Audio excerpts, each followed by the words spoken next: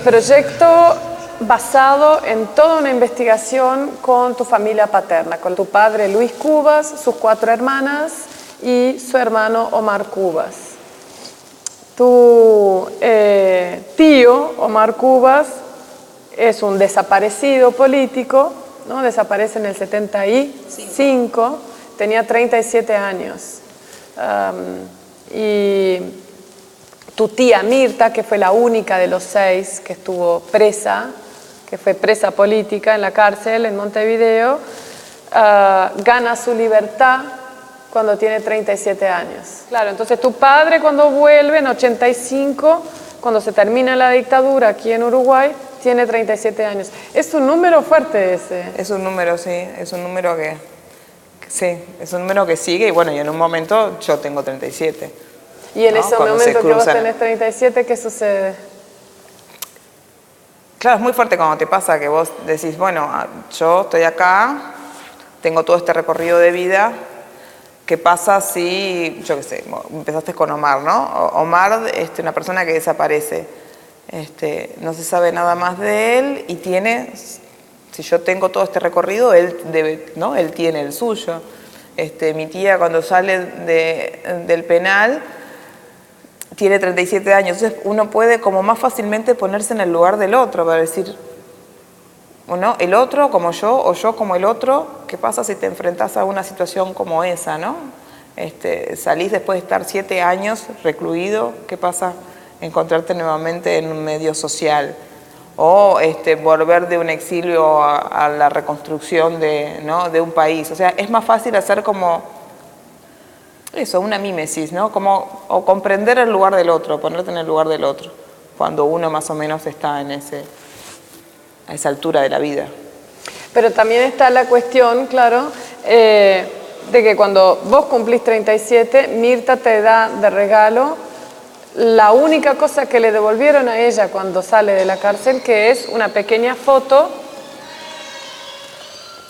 de ti cuando tenías 2 años de edad. Sí, es una foto que le mando desde Buenos Aires. Ella tenía pensado en algún momento, o sea, era el momento en esa etapa en el que la gente se exiliaba y ella iba a seguir ese camino también del exilio. Cuando alguien lo detienen, lleva una cierta cantidad de pertenencias y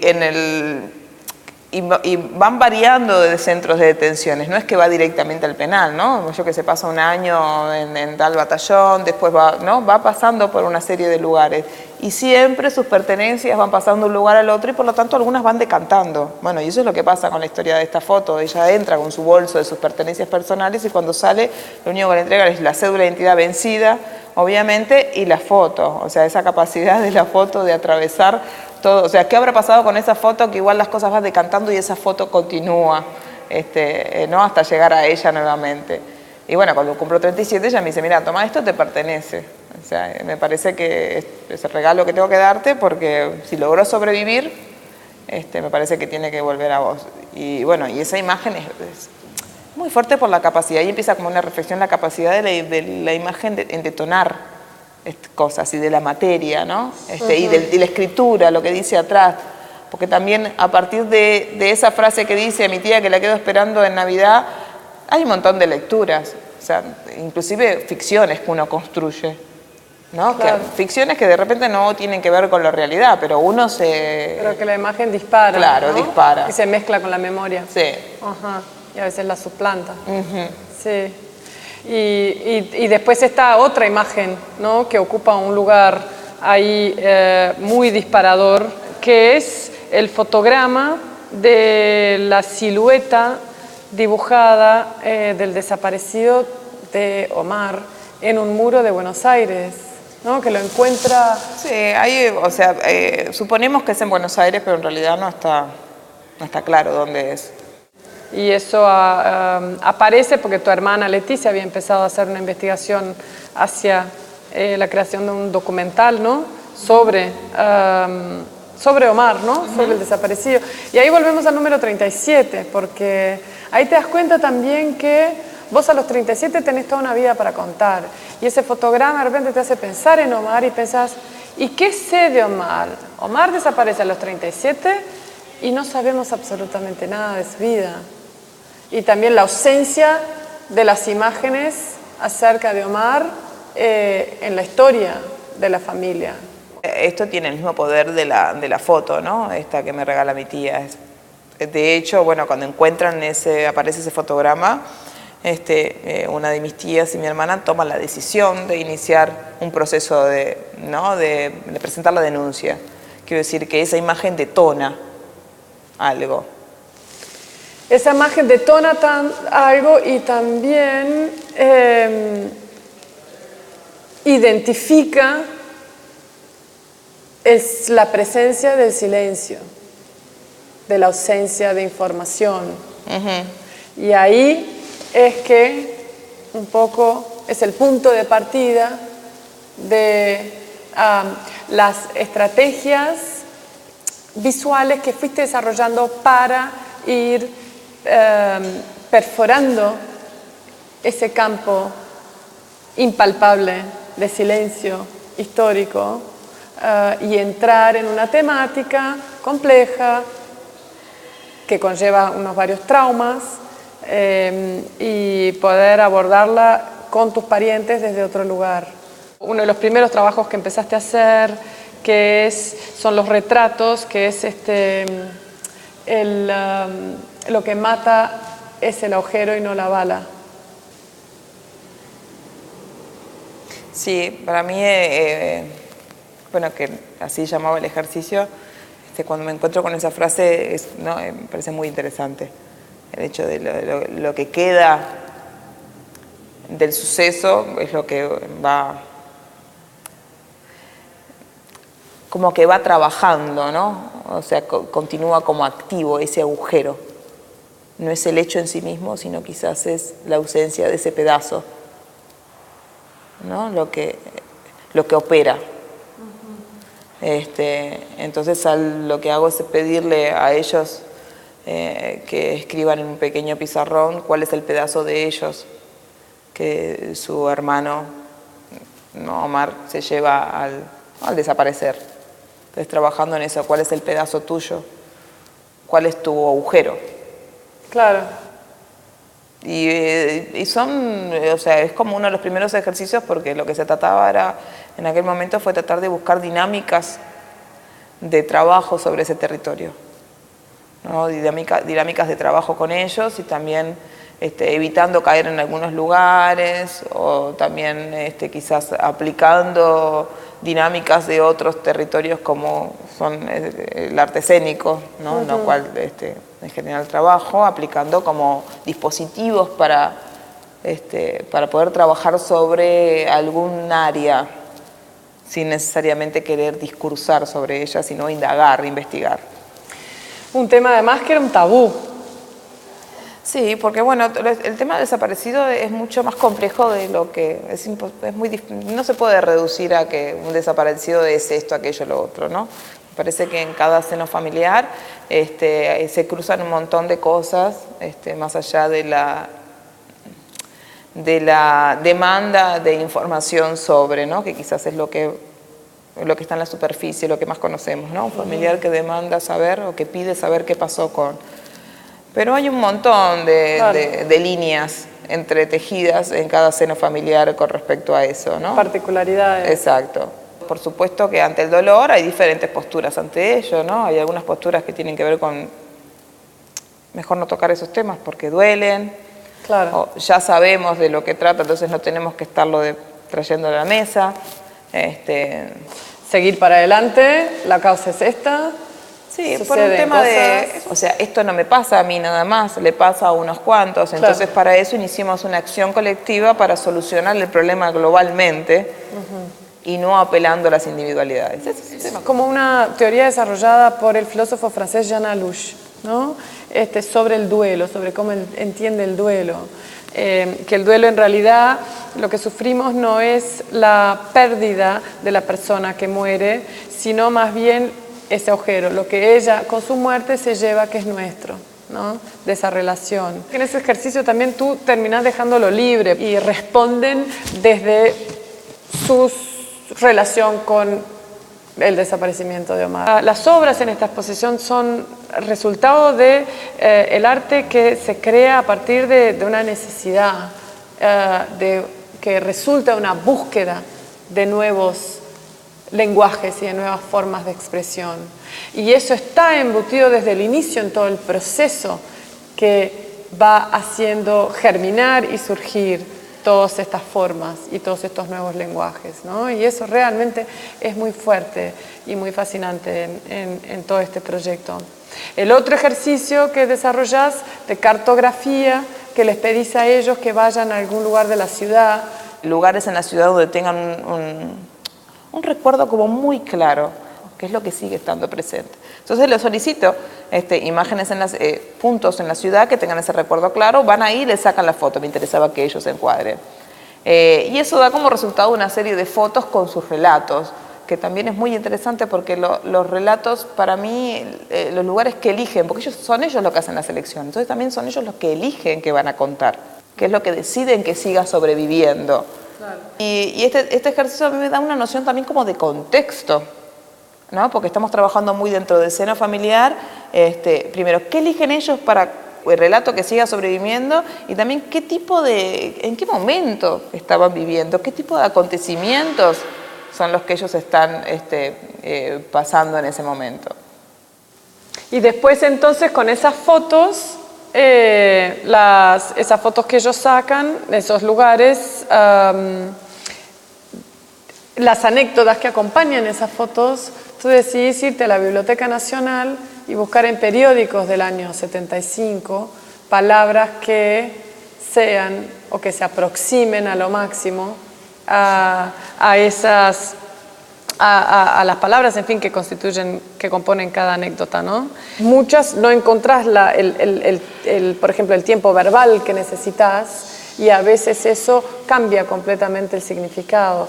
Y lo que es interesante de ese trabajo es que le exigís al espectador que entre adentro del ejercicio, porque en su lectura de esas anécdotas mal escritas, digamos, gramaticalmente, él tiene que entrar dentro del ejercicio y activamente, leer activamente, ¿no? Claro. Y recomponer lo que está escrito. Claro.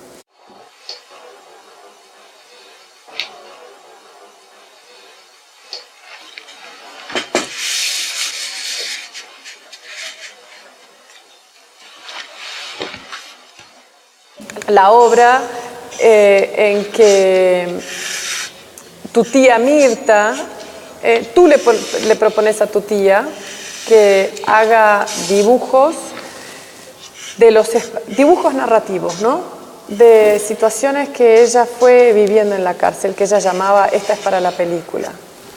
Y entonces ella a su vez comienza a codirigir esta propuesta contigo y te sugiere invitar a 3 colegas que estuvieron presas conjuntamente con ella y que vivieron también esas mismas experiencias, ¿no? Son 8 historias que eran historias que vivían de confrontaciones con los guardias y bueno, y situaciones como domésticas de la cárcel, ¿no? La domesticidad, así, el día a día, el cotidiano de la cárcel. Y bueno, y ahí se fueron encontrando a lo largo del proceso de desarrollo de esa idea y de esos ejercicios nuevos lenguajes y nuevos formatos, ¿no? Nos vamos de la fotografía y de la escrita al video. Y esta es una de las obras que para mí es paradigmática en realidad de todos los desafíos que fuimos enfrentando en esta exposición y en la factura de muchas de las obras, porque nos fuimos dando cuenta del posible conflicto o de la tensión entre estética, forma y contenido, y que de repente el contenido es tan avasallante que en algunos momentos nos cuestionábamos, ¿será que tenemos derecho de estetizar y de formalizar ciertos contenidos? ¿Será que esto es para una exposición? ¿Será que estamos banalizando al estetizar y al formalizar todo un proceso que de repente tendría realmente que culminar en una película? Nos dimos cuenta que la obra puede abarcar el todo, y que ahí la obra y el contenido se encontraron para producir otra cosa que tiene su propia autonomía. Tanto que los textos que decidimos ponerlos al costado para que los que quisieran leerlos pudieran leer los textos que describen cada una de las 8 historias vividas por las 4 presas, están ahí, pero si no querés leerlos, no necesitas leerlos, porque la obra es tan fuerte y habla por sí misma. Sí, claro. ¿Cuál es la necesidad de información ¿no? en cada una de ellas? Y cuál es el balance entre... Porque lo que encontramos es que en esa obra en concreta, la forma, esa mano cuando escribe, cuando dibuja los diferentes relatos, tiene una cosa en sí misma, ¿no? Está contando. No es más allá de alguien que simplemente dibuja, ¿no? Porque cuando ellas están haciendo el dibujo, están recorriendo nuevamente ese lugar. Entonces, la mano va cambiando ¿no? de formas de tensión, de expresividad.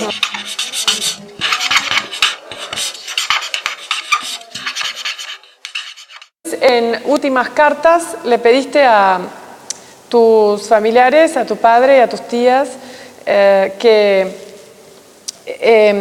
transcribiesen la última carta que escribieron durante todo el periodo de la dictadura, de exilio, de cárcel, la última correspondencia, ¿no? De cada uno en un pizarrón muy grande. La última que tenemos. La última que tienen. Sí. Digo esto porque a mí me parece interesante que es en esta historia de la recopilación de documentos, que no solo no es esta cosa historicista, sino como también interviene, no sé, esto que hablamos hoy, ¿no? O el azar o quién sabe. No puedo decir que es la última carta que escribieron, puedo decir que es la última que tenemos. Se les solicitó que las transcriban a un pizarrón. Se las doy el mismo día, en el momento en que les toca escribir. Le digo, bueno, esta es la carta que vas a escribir.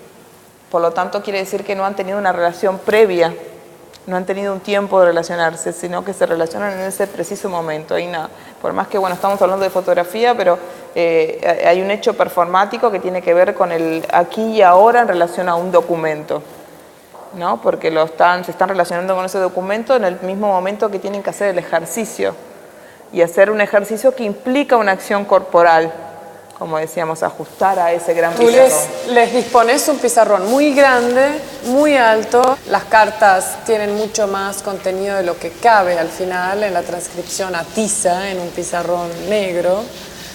Ellos tienen que subirse sobre un banquito, alzarse, estirarse lo máximo, se les rompe la tiza, se cae al piso, tienen que volver a bajarse, correr el banquito. Es una acción realmente de una exigencia física que demanda una concentración, ¿no? Que están haciendo a la vez que están releyendo las cartas por primera vez, las están reinterpretando y las tienen que reescribir, las tienen que editar porque no caben en ese pizarrón. Es un momento... Y aparte hay una cosa de edición no solo porque no cabe, sino... por pudor. Claro, o sea, ¿qué te pasa con eso? ¿Cómo? ¿Escribís eso que escribiste antes? O sea, pasaron 30, 40 años de que escribiste esa carta, 30, 35 años. Eso me parece también muy sumamente interesante. ¿Cómo me encuentro con eso? Encontrarse consigo mismo de otro tiempo. Acortar ese tiempo en un instante performático. Y bueno, ¿y cómo decidimos entonces formalizar este trabajo, ¿no? Que podría haber sido un video, podría haber sido tantas cosas? Y terminamos eligiendo hacer unos trípticos fotográficos que mostrasen 3 momentos diferentes de la evolución de la escritura. El carácter temporal, ¿no? El carácter temporal. Sí, pero que a la vez mantiene, por no ser por no ser video, por no estar en movimiento, por ser 3 tomas still. Como que es interesante eso, ¿no? Mantiene esa evolución temporal en suspensión, lo suspende, suspende los instantes y los aísla. Y se vuelve a transformar en carta. La imagen se transforma en una carta. Este lenguaje lingüístico que permea prácticamente toda la exposición es muy interesante porque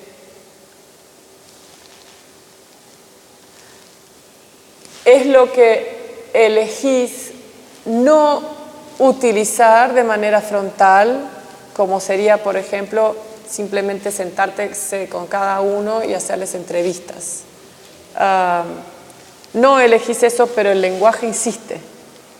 El verbo insiste, ¿no?, en permanecer.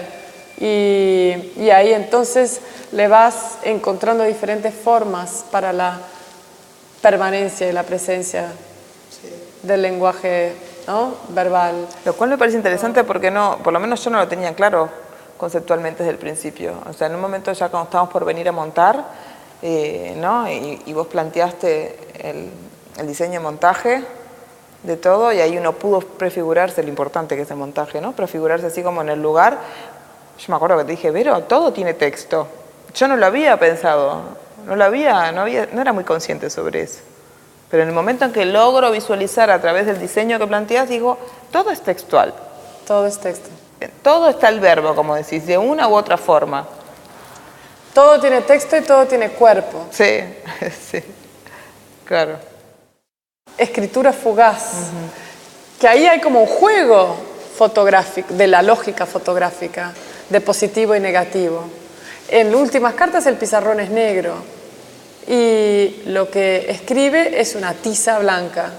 En escritura fugaz el soporte es un muro blanco y lo que escribe es carbón.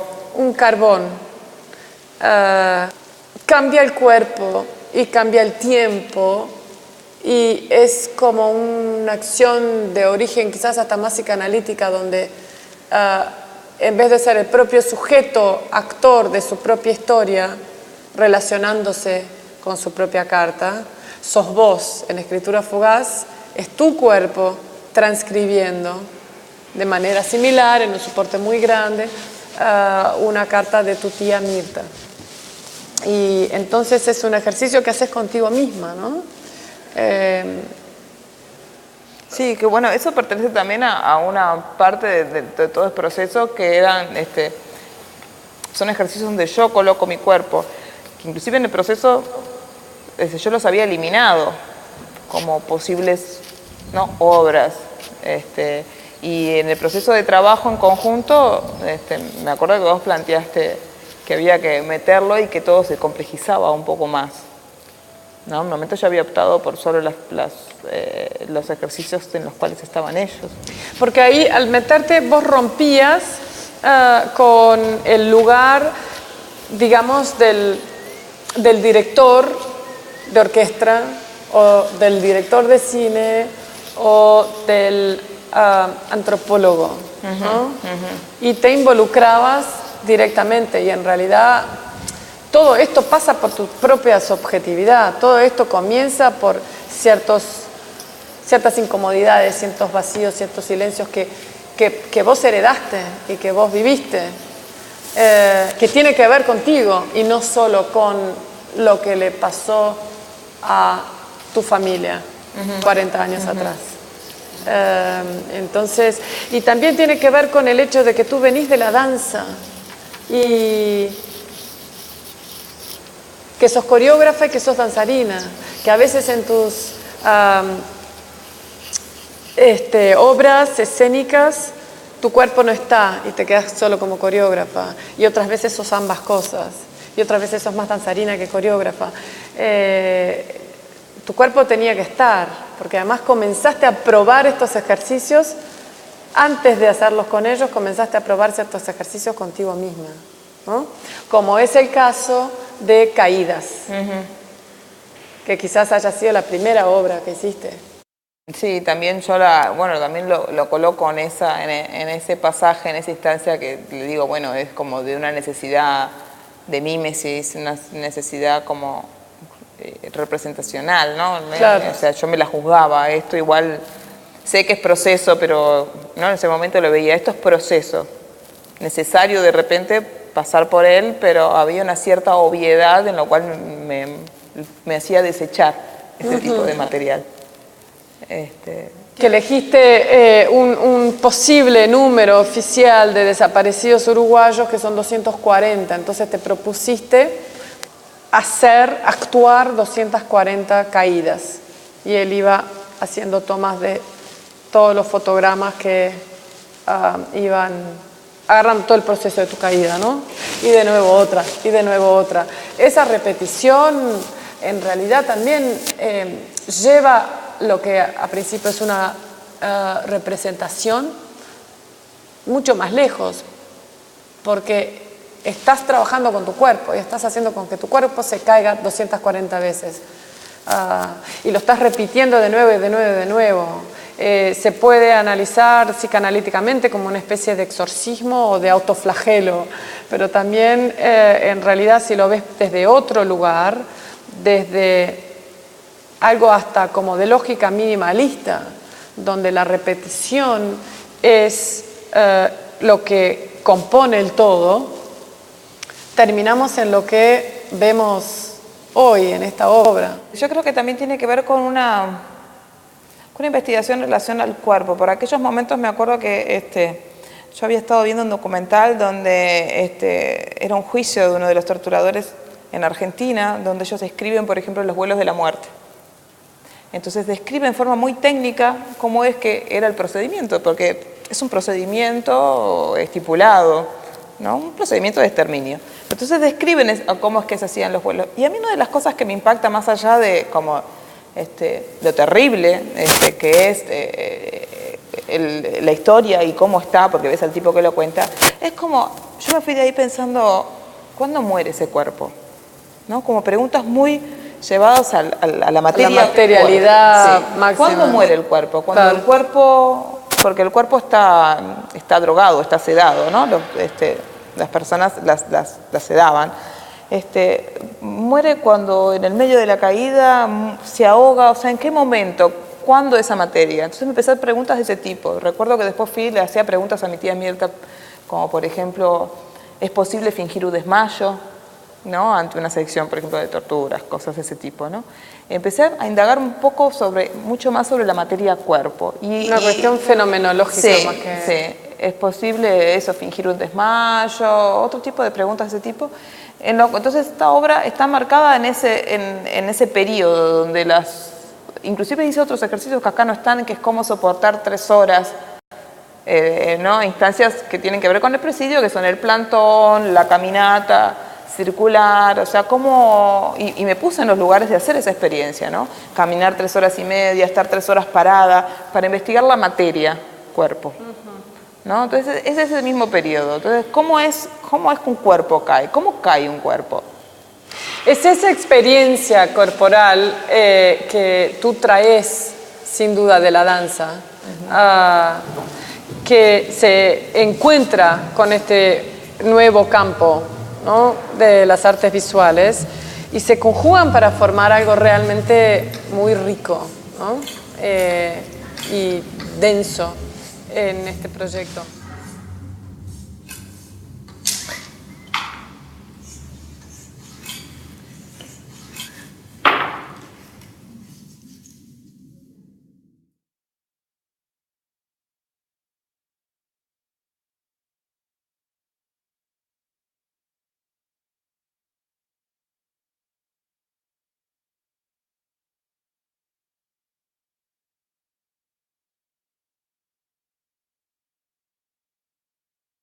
A mí me impactó mucho cuando fui el año pasado a ver la obra escénica que tú hiciste. Ya habías incorporado algunos ejercicios que habías comenzado a desarrollar en este proyecto, que todavía además no sabíamos si iba a culminar en una exposición. Y entonces, yo cuando fui a ver Actos de Amor Perdido, quedé muy impactada con ese momento que tu padre entra en la escena.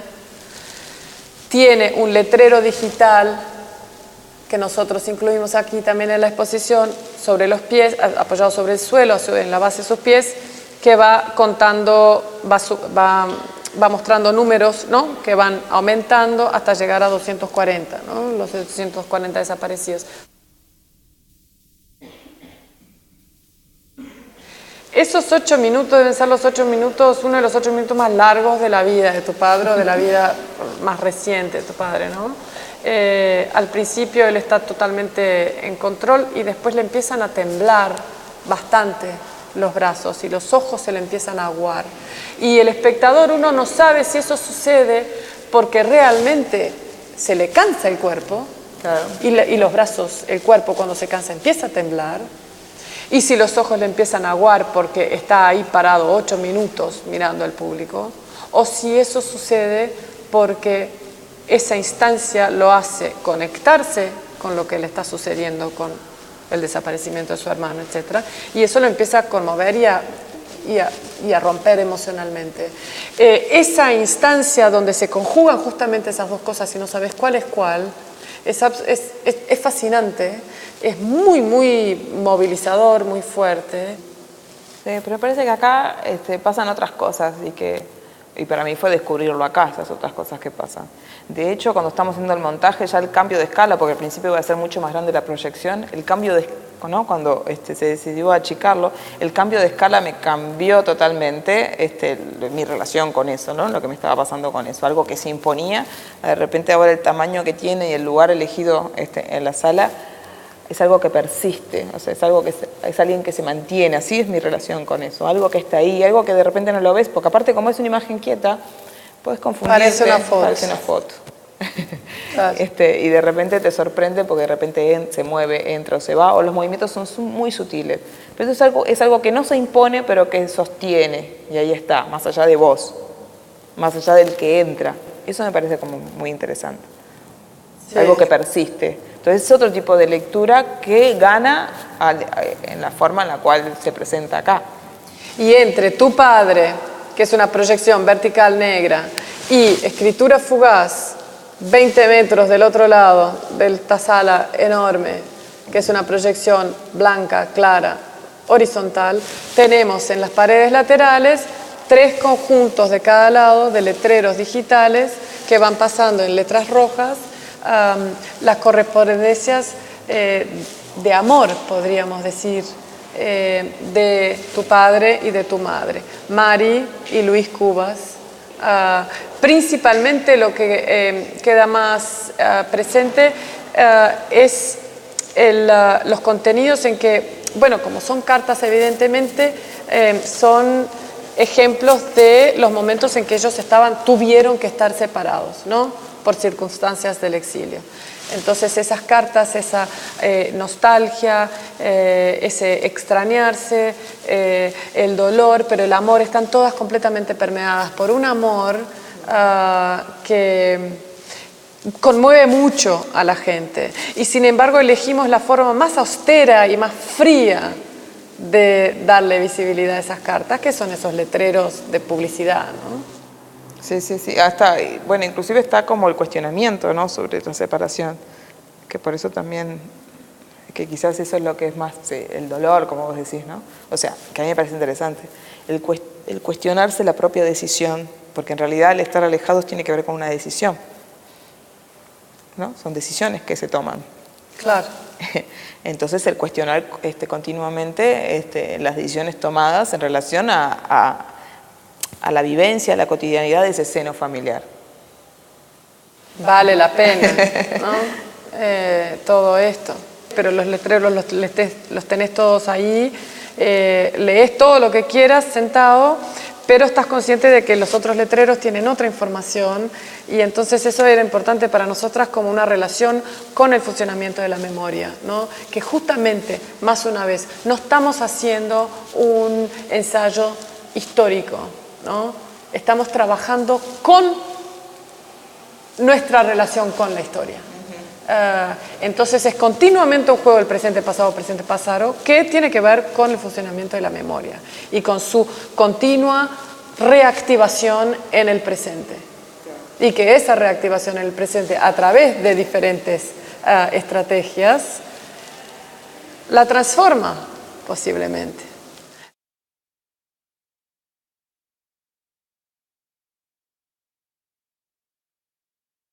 Es el título de exposición tomado de una carta que dice: el día más hermoso aún no lo hemos vivido. Y para mí es como algo que, además del concepto del habitar la memoria, de ejercitar la memoria, cruza la exposición, que tiene que ver con un encuentro o una confrontación con una idea de futuro y una idea de colectivo, en la cual esta generación, ellos en particular, tienen, y conmigo que estoy, ¿no?, con los cuales nos encontramos en este ejercicio. El día más hermoso incluye un futuro, y no lo hemos vivido, incluye una pluralidad. Y para mí son de las dos nociones que todo el tiempo sobresalen, saltan en todos estos procesos, que son el sentido por la cual, lo que le da sentido a sus vidas y por lo que toman todas las decisiones que tomaron, y es lo que y atraviesan todas las situaciones que les tocó atravesar.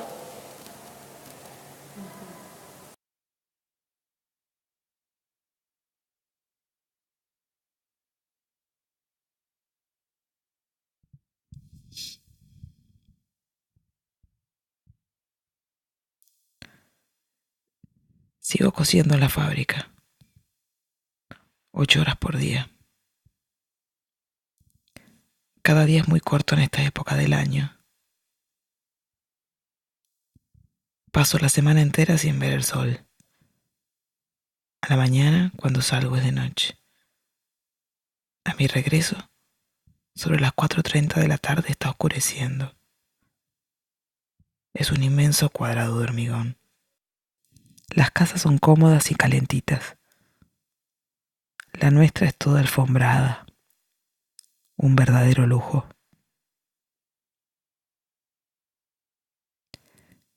A pesar de todas estas comodidades, yo pienso volver a mi pequeño y entrañable Montevideo, en cuanto sea posible.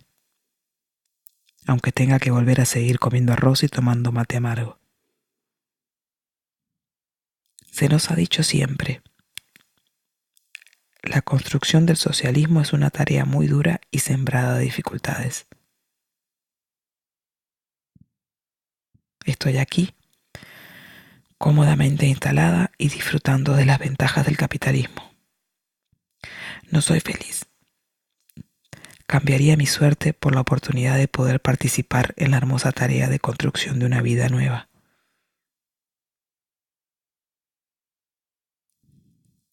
Lamentablemente sigo en lo mismo.